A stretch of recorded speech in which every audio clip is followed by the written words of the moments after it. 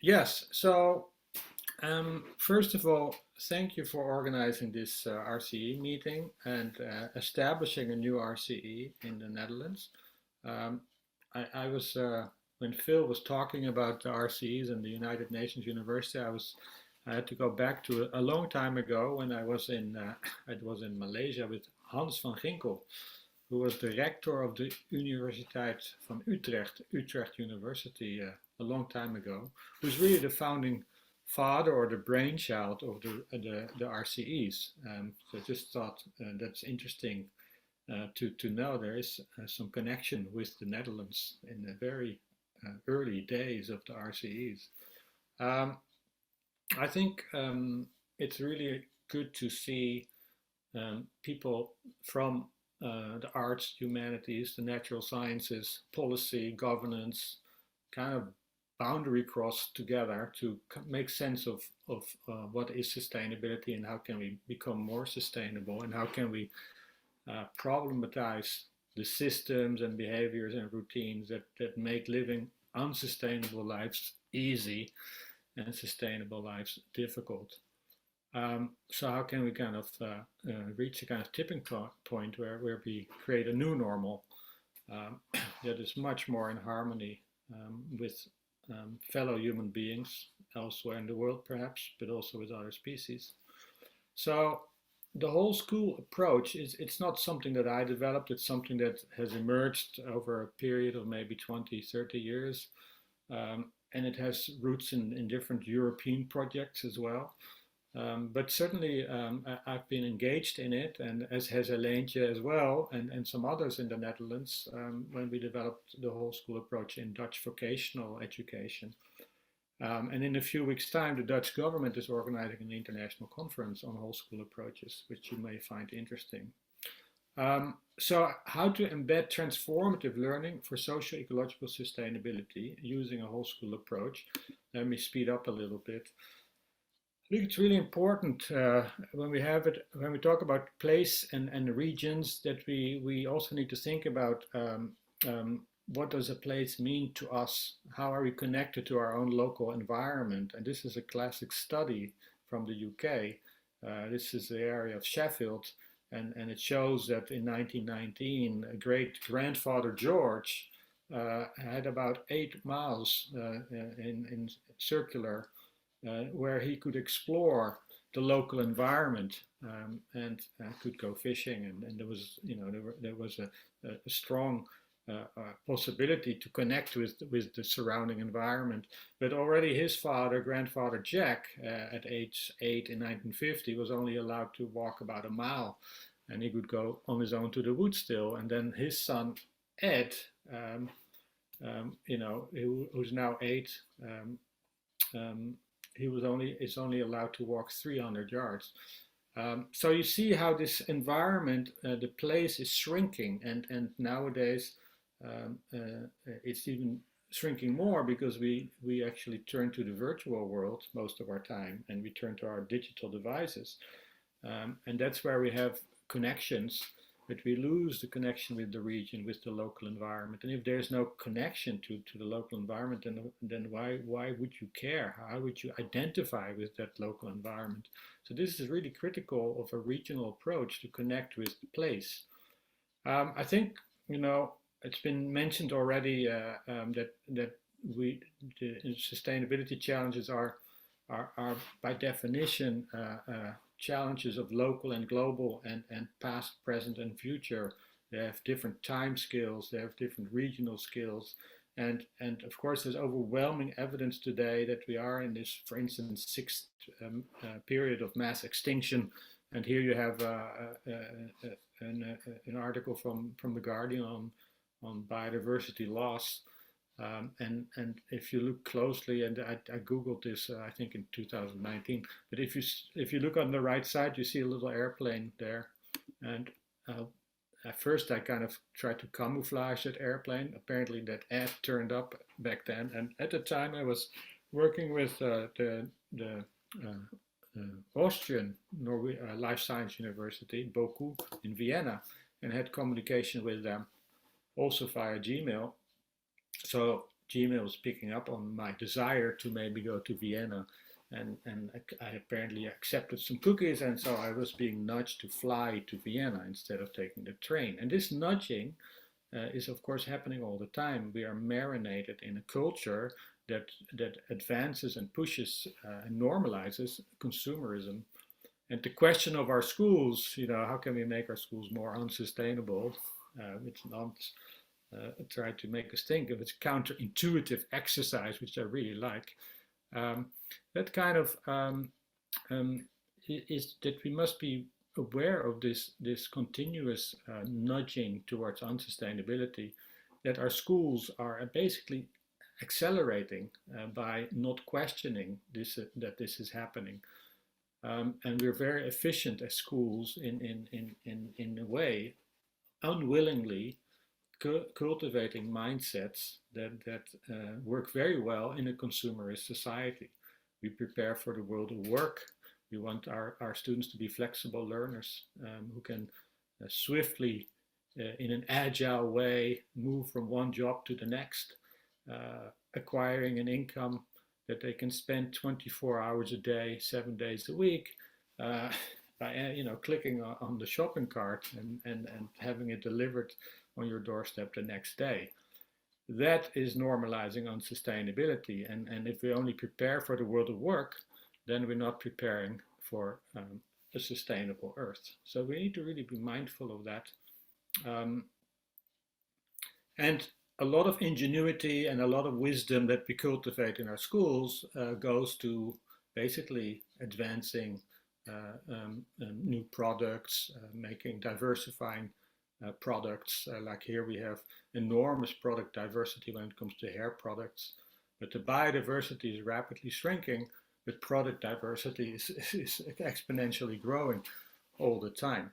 And of course we have, I think as schools and universities, we need to really question what is it that we are strengthening with what we teach, and what is it that we are maybe silencing with what we teach. If we don't reflect on that, then what David Orr from Oberlin College in Ohio always says, then we are creating more effective vandals of the earth. So this is an enormous task, I think, for our schools. And we do know that all the plastics that wraps around these chemicals that we put on our hair, for instance, much of it ends up as plastic soup, plastic rivers, and so on. And here you have somebody in Southeast Asia who, in a very maybe entrepreneurial way, has found a way to make a little money of plastics by picking out the kinds of plastics that he can still sell on a market. So there used to be a lot of local knowledge about the ecosystem, about the different fish species, about when to fish, how much to fish, about the market where you could sell fish, but all that local knowledge is no longer useful because there are no fish anymore. Instead, there's new local knowledge being developed to still survive, but it's a question if that's the kind of life that we want people to have.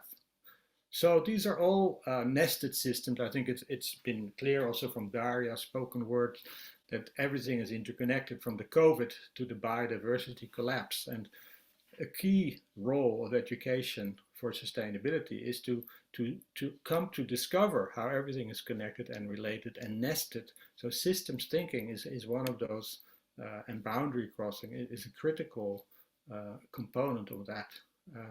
And these kinds of questions that you see now, they don't have easy answers. They are inevitably ill-defined, as we sometimes say. They require interaction, they require dialogue, they require debate, they require making distinctions between facts and myths.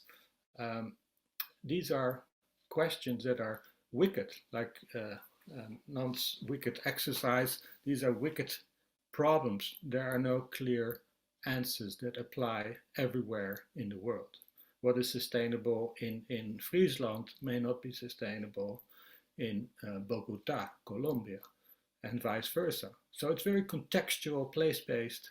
It's very dependent on how we decide together what it is to live more lightly on the planet and more equitably on the planet.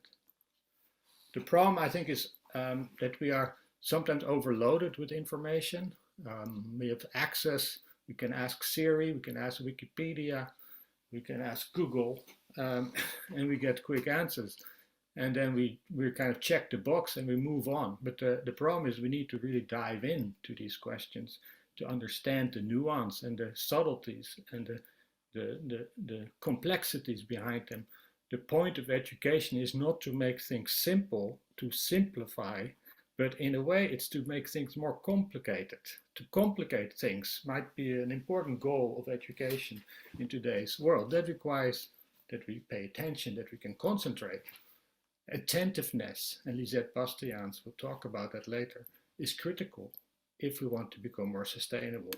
But we're so distracted by, for instance, technology that it's not so easy to pay attention or to spend meaningful time together to develop strong relations or to really get a connection with place. Now, in part, we are stuck in a way in a system that emphasizes accountability, measurement, testable knowledge, rankings, that make this kind of learning that we all want difficult. So we need to also start questioning and disrupting the education systems, the national curricula, the international rankings that make teachers focus on the cognitive, on cognition, on the measurable, on the testable. And we all know that the things that really matter the most cannot be easily measured. So we need to also think about how do we assess new kinds of learning that work not just on the cognitive, but also on the socio-emotional.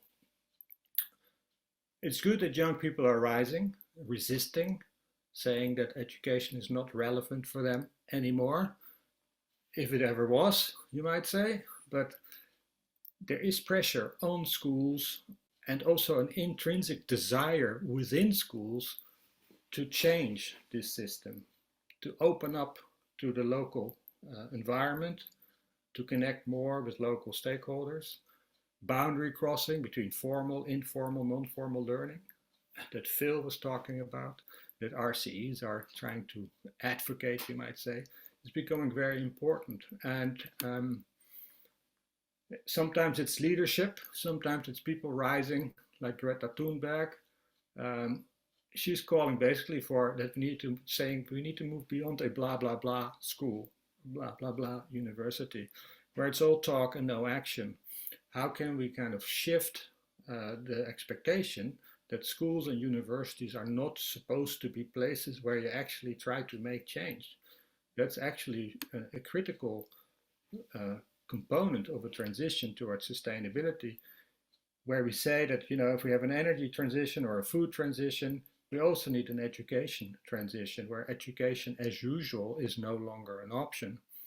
So this is why a meeting like this one and bringing together people from different parts of the world, kind of thinking, reflecting on what might such education look like is so important. Kate Raworth, I think we are all familiar with her work, the economist from the UK, with her donut economy. I think puts it quite in a way simply, you might say. But again, if you really look into it more deeply, it's not so simple. But how do we learn to live within the ecological ceiling, maintaining the integrity of ecosystems, other species, our own inner selves, but also the social foundation, good health, a good education, a political voice, gender equality. If we don't have that, we fall short. And if we go over these planetary boundaries, we have overshoot. So how to learn to live within the donut, and what is the role of education in helping people do that, are important questions. And the SDGs, they all connect to this donut. Some are at the heart, some are at the outside, and some right in the middle of the donut. It also means that schools and universities need to start thinking in terms of what kinds of competencies do we then need, what do we need to develop instead or alongside perhaps. And then we see systems thinking, working with values and ethics, coming up with transition strategies that can disrupt stuck systems And stuck humans, how can they become unstuck and develop new systems based on different values and principles? Futures thinking, imagining alternative futures, using backcasting to find ways to get there. And but not just doing that, also having interpersonal competency. And I'll talk a little bit about that too. And then also the capacity to implement and to actually affect change. A new concept that I just came across and I find it kind of interesting are the IGGs, the inner development goals. So you need, in order to work on the SDGs, you also need to work on yourself. Inner and outer sustainability need to go hand in hand. And this is a new organization, the Inner Development Goals group, and I can send you the link later. I forgot to put the source here, I see. It's also, I think, very important that we see this as two sides of the same coin.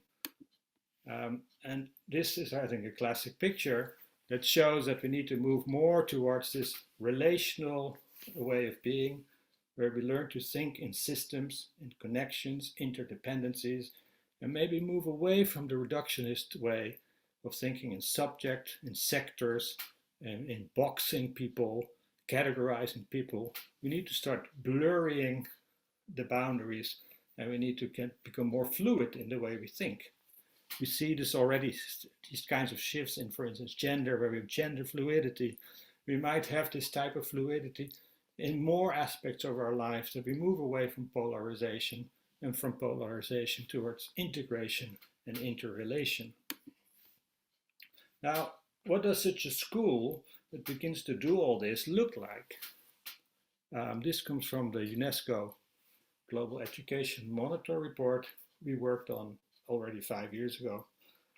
And here you get a kind of an ideal situation where the school connects with place, where the school lives sustainably as an experiment, trying things out with energy, with growing local food, greening the school ground, different forms of teaching and learning, and using arts-based approaches along with investigative approaches, and so on. And these SDGs, they're all over in a way, in a natural way, not as a check in the box thing that we need to add. It's infused, they naturally emerge in this kind of a design of a school. So typically a whole school approach has 6 components, you might say. And here you see them all in this flower.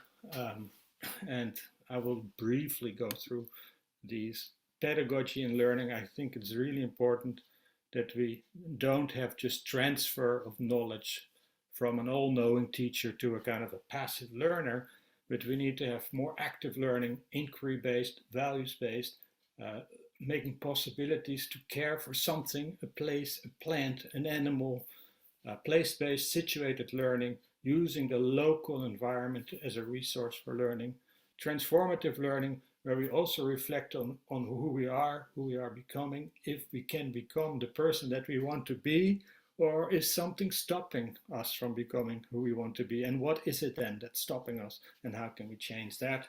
Citizen science. So these are some new forms, and there are lots of examples of how you can do this. Here are some examples: breathing classrooms, participatory mapping. This is a plastic soup mapping exercise. But also new forms of reflection. This is from a student at the Wageningen University, reflecting on her connection with nature in her youth. And the same Linda Dobson also wrote about the sickness of the West. And using arts to kind of express yourself, and to also make, using illustrations and photography and working with materials, having a far more impact in the learning, but also in affecting others. The curriculum needs to shift to more localized curricula. We see this in different national curricula, that there's more space for localized curricula, also in the Netherlands. Fortunately, we hope that is coming. Much more responsive, working with themes that arise in the community. So it's not fixed or frozen, it's more flexible in that sense.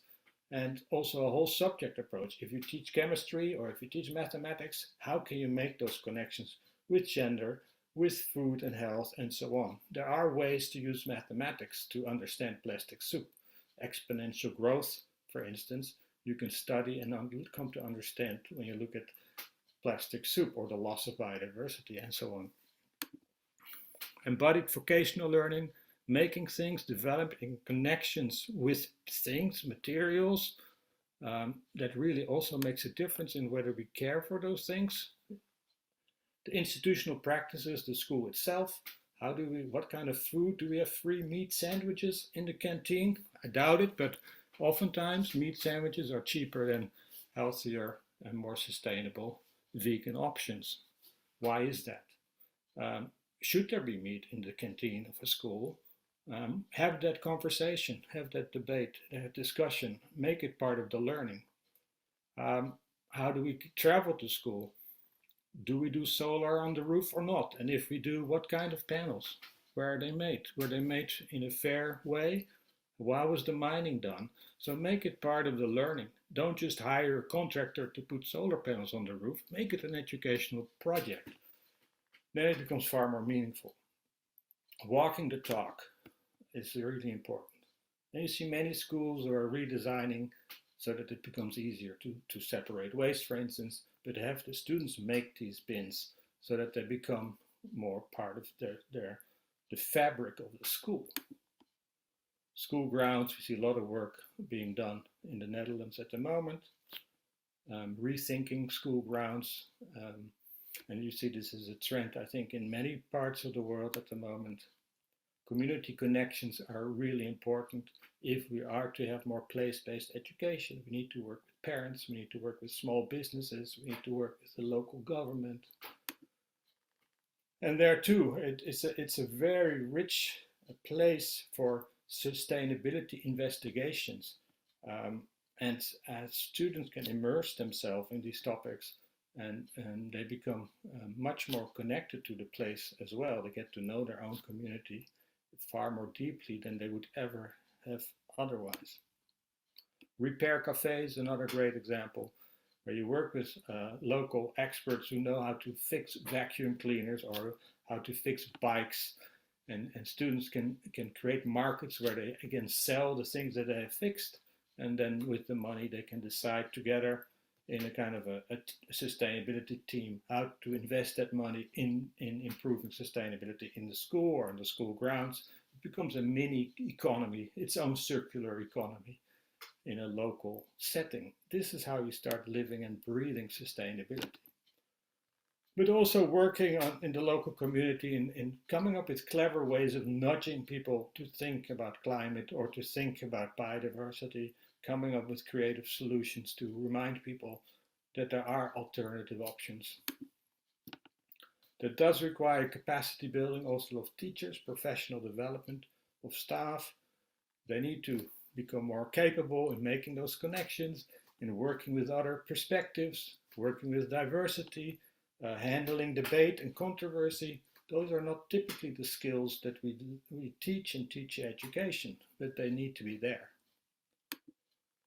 And of course, there also need to be, and this is part of, actually this is my Norwegian colleagues, these are high school teachers locally, and we created a whole school approach game. You see all the parts of the whole school flower here, and they're working with these components to reflect on where they can make the most improvements in their own school. At the heart of the flower, there is the vision, the ethos, the leadership, the kind of culture that we want to create together. What is the purpose of our education? What is it that we are proud of? What we want to, how do we want our students to leave our school, and what kind of role should they be, or hopefully will they play in the world? What kind of profile do we want as a school? And what kind of leadership does that require? These are critical questions that need to be addressed with the whole team, all the staff, and that's not just teachers, that's also the concierge, that's also the people cleaning the building. There are lots of staff that we often ignore in schools. They are an integral part of this. Student voice participation is also critical in this. If you want to have a living democracy, then that starts already in the way we organize our classrooms, the way we organize our teaching, if students have a voice in their own learning objectives, and so on. So it's creating a culture of participation, of democracy, that is often one of the social foundations of sustainability that we also need to cultivate in our schools. So let me end with these points. For transformative learning towards sustainability, we need to create spaces where learners can critique and indeed rebel. I think this is also important. It's been mentioned by Nons, cultivating a culture in which people can disrupt, in which people can question, make the normal less normal, the ordinary less ordinary, where we can become uncomfortable together by asking difficult questions, is really important. But also to investigate these issues deeper, to act on them, and to then evaluate, is it making a difference?